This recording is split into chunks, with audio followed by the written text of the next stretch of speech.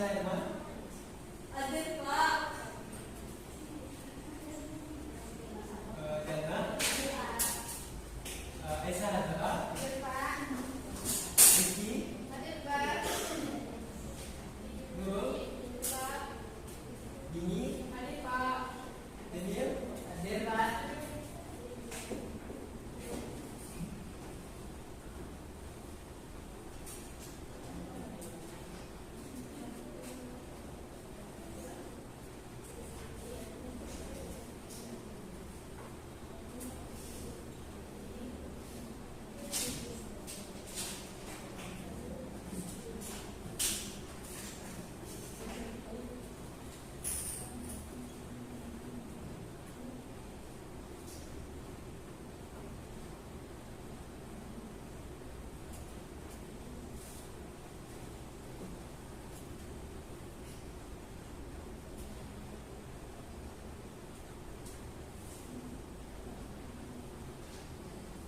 Sebelum kita masuk ke materi, Bapak mau nanya nih, anak-anak semua tahu itu apa manajemen waktu?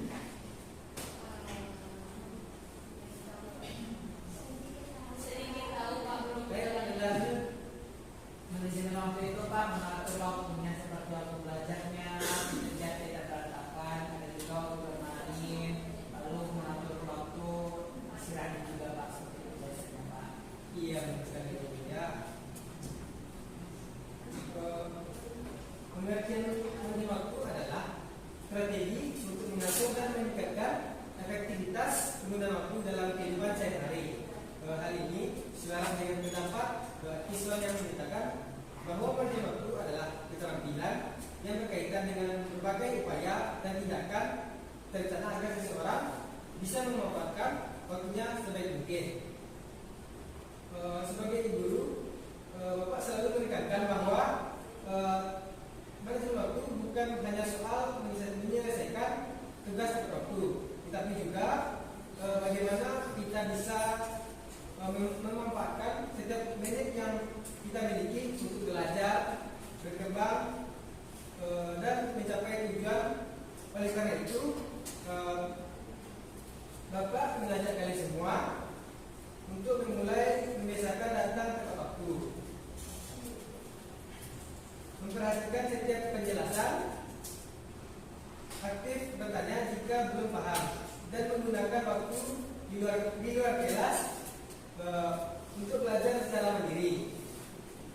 Selanjutnya, adakah Anda semua tahu apa saja manfaat dari manajemen waktu?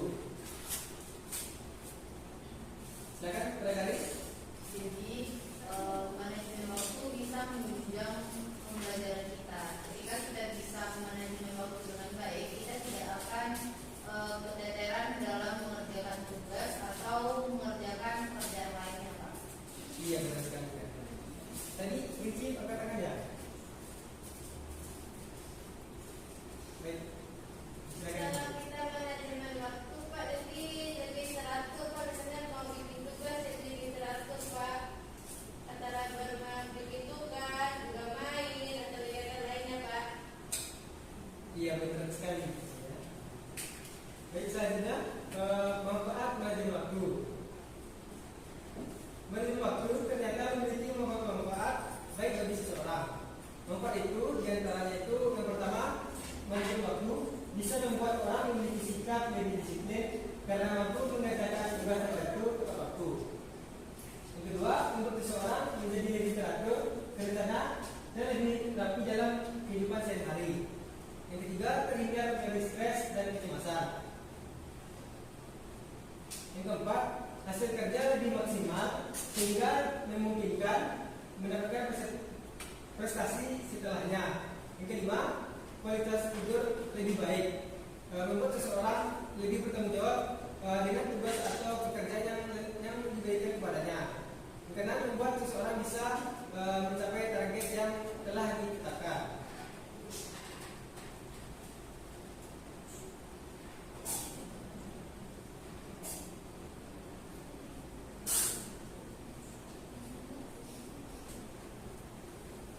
Sedikit dulu ya.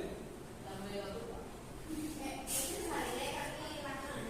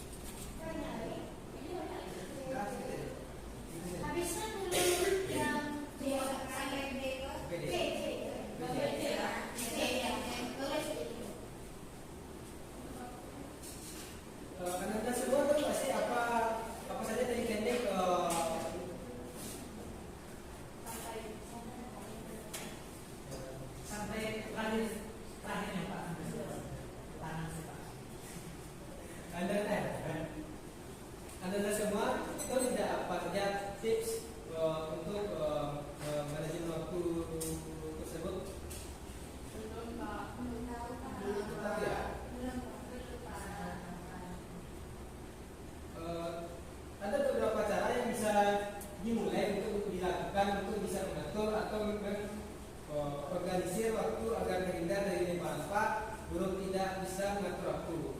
Caranya seperti yang pertama, sudah membuat perencanaan atau daftar kerja yang akan dilakukan.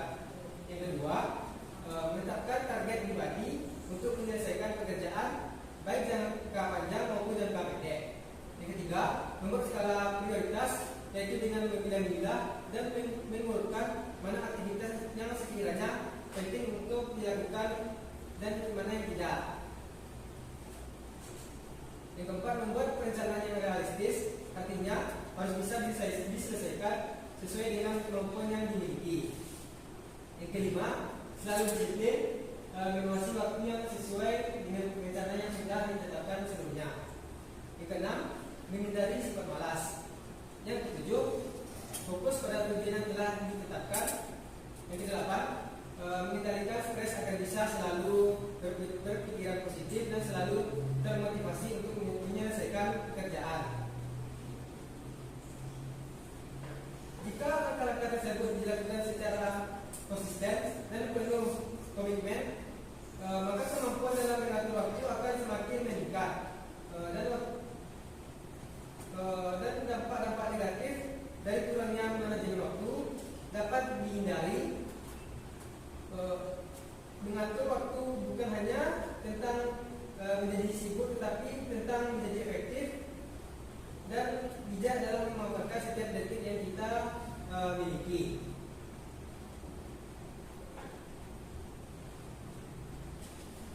Saya mengantuk, Pak. Kami mengantuk seperti ini, Pak. Boleh. Sepertinya Anda semua kayaknya tidak fokus lagi ya. Mengantuk, Pak. Pokoknya kita SLK dulu deh. Bong. Ya, sampai semua kamu nanti dulu.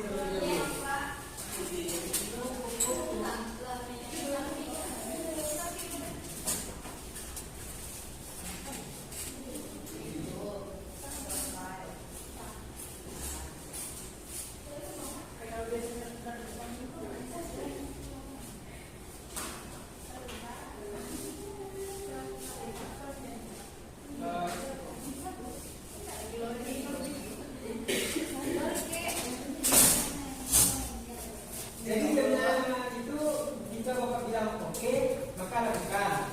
Jika Bapak bilang misalnya Bapak bilang oke, pegang telinga, maka lakukan.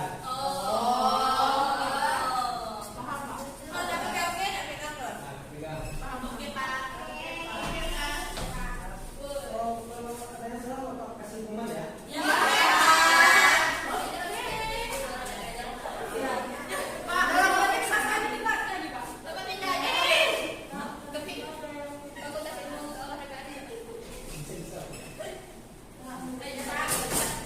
Oke, pegang telinga, pegang hidung.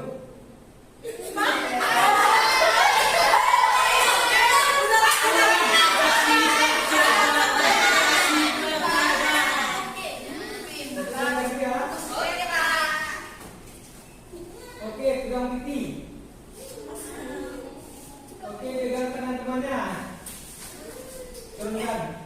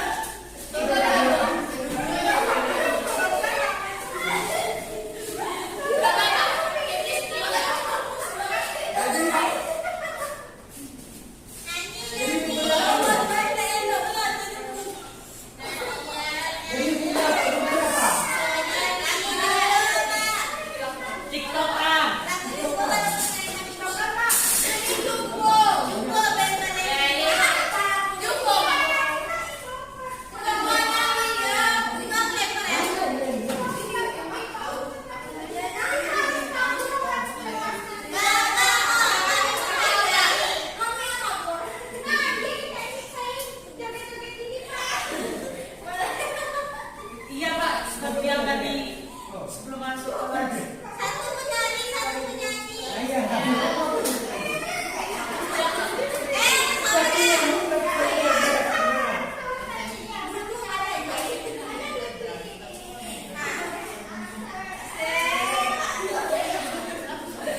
Apa lagunya?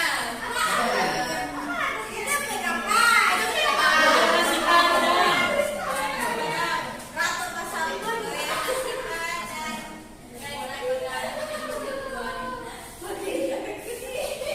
Goyang masih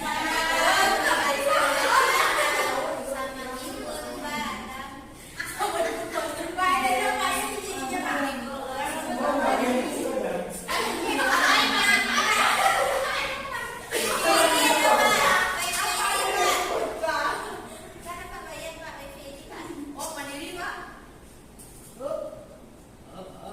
Siapa mandiri? Aku lah. Aku mandiri, Pak. Goyang masih jauh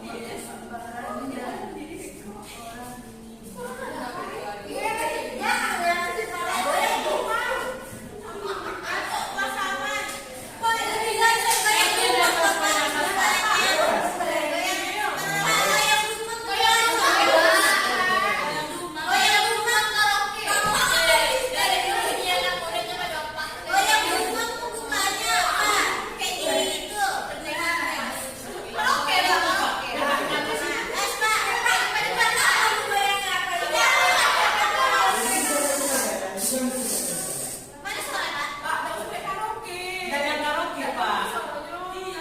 Yang lagu tadi yang itu yang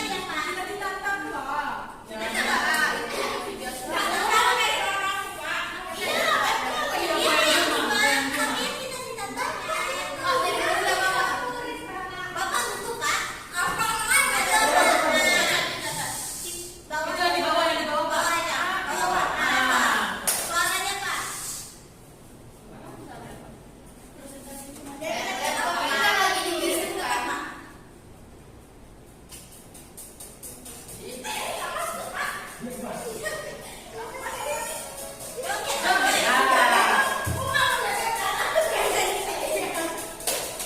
Sampai lah.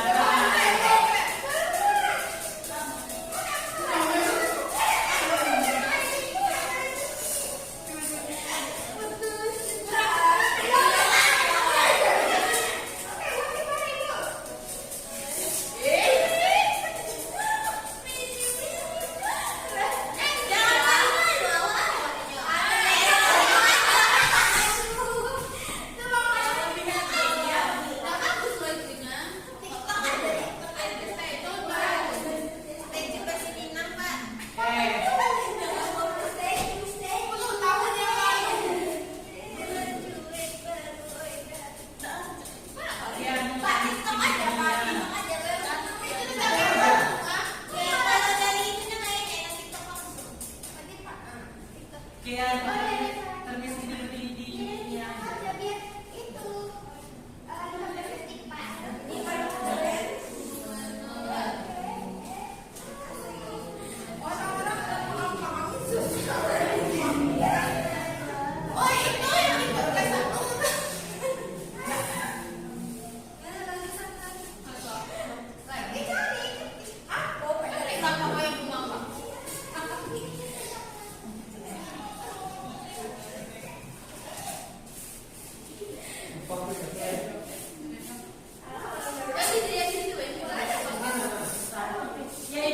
itu Pak.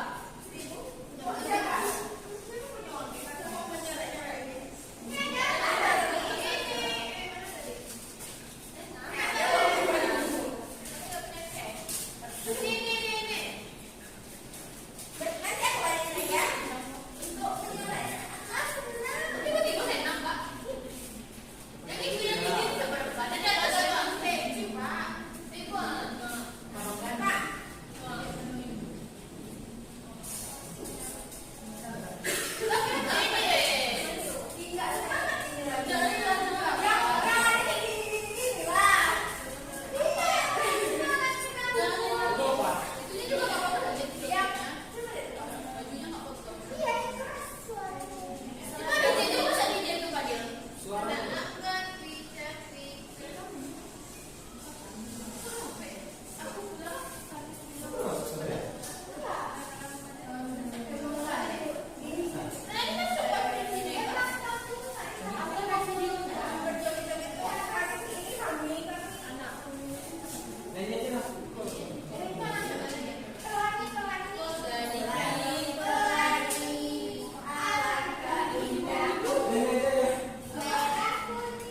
fokusnya bisa maka dibuat saja yang saya.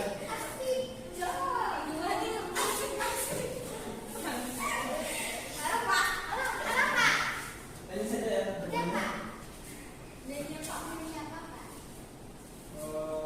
Ada pesan dari mana? Piano termiskin di dunia. Bukan ku menolakmu.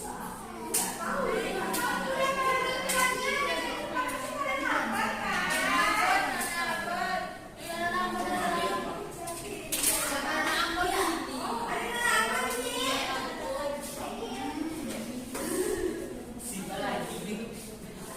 Ayo, ayo.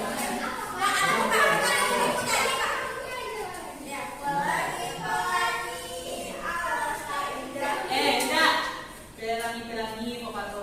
Ya, aku.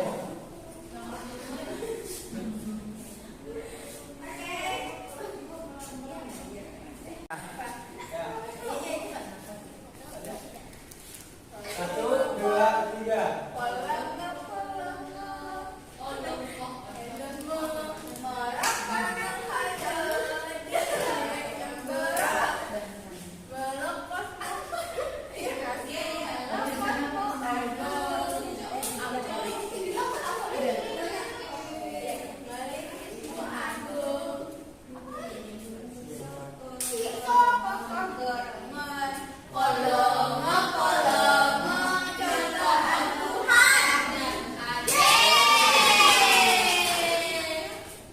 Terima kasih buat Bunga sama Anjali ya. Baik, selanjutnya kita masuk ke teknik manajemen waktu. Teknik manajemen waktu ini dapat dibagi menjadi 4. Yang pertama yaitu teknik Pomodoro. Teknik Pomodoro ini melibatkan kerja fokus selama 25 menit diikuti dengan istirahat 5 menit. Setelah 4 sesi, istirahat lebih banyak dilakukan. Contohnya seperti kita membuat makalah selama 25 menit. 5 menitnya itu kita istirahat seperti stretching, modeling itu. Yang kedua, teknik eat the frog dirumuskan oleh dengan presiden di sini menganjurkan untuk menyelesaikan tugas yang paling sulit atau paling penting di awal hari. Contohnya itu seseorang karyawan memiliki tugas membuat laporan keuangan yang kompleks dan menegakkan daripada menundanya. Ia mengawali hari dengan langsung mengerjakan tugas tersebut terlebih dahulu. Saat energi dan konsentrasi masih optimal, dengan begitu tugas tersulit selesai lebih awal dan berikutnya terasa lebih ringan. Selanjutnya, yang ketiga, teknik skala prioritas. Teknik ini melibatkan pengelompokan tugas berdasarkan tingkat urgensi dan kepentingannya, membantu individu menentukan prioritas dengan lebih baik. Contohnya itu kita membuat tugas-tugas yang sangat penting, yang tugas yang tidak penting di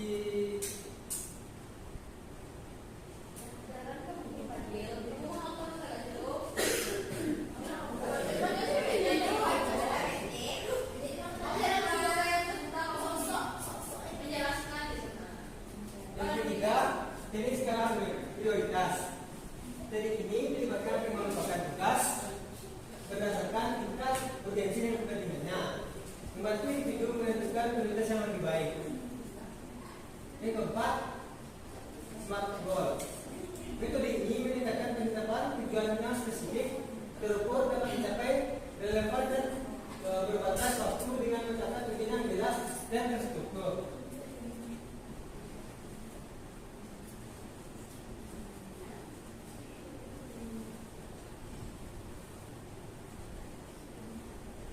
Dengan menyerapkan teknik-teknik ini, manajemen waktu seperti Pomodoro, Eat the Frog, skala prioritas, dan SMART goals, setiap individu dapat bekerja dengan lebih fokus, efisien, dan terarah.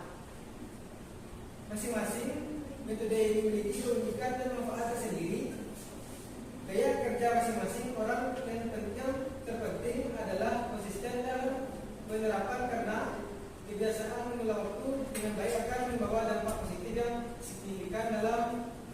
terkait tujuan pribadi maupun profesional.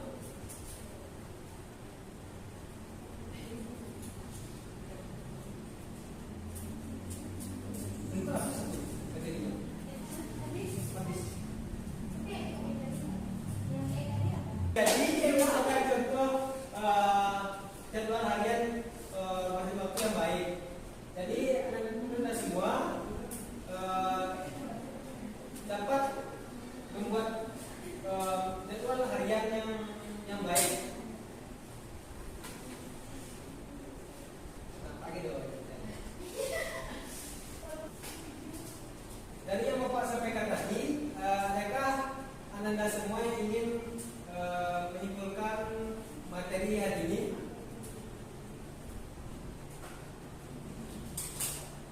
Baik, Pak Raden, silakan.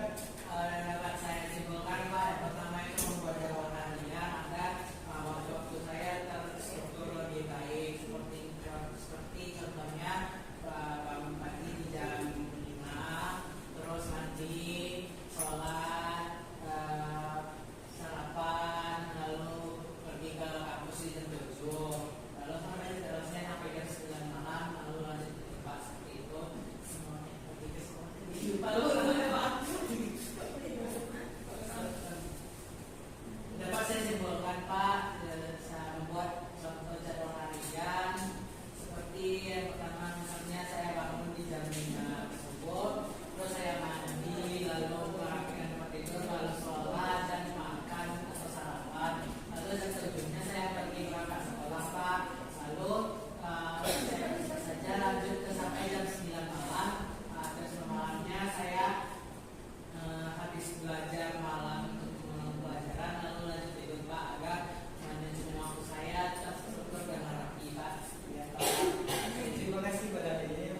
Adakah yang ingin memberikan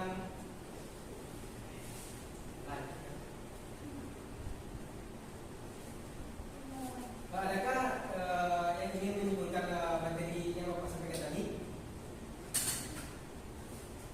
Baik, pada Karin.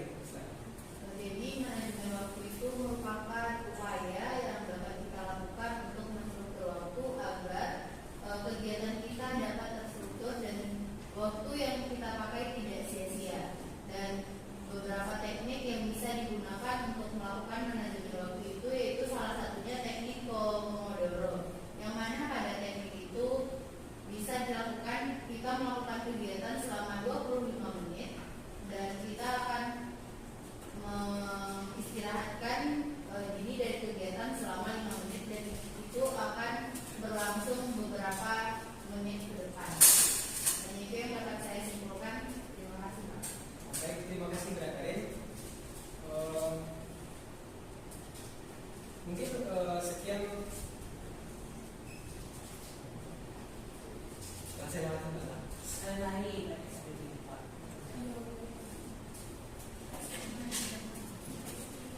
saya wakil Sebelum penutupan, sebaiknya kita terlebih dahulu adalah ada bisa lebih semangat. Selama menit.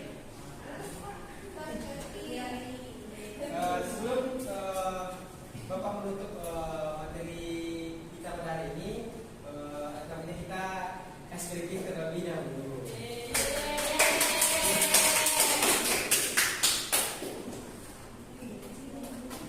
Jadi anda semua bisa berdiri terlebih dahulu. Yang berdiri cepat. Baiklah anda semua, kita akan melakukan stretching terlebih dahulu.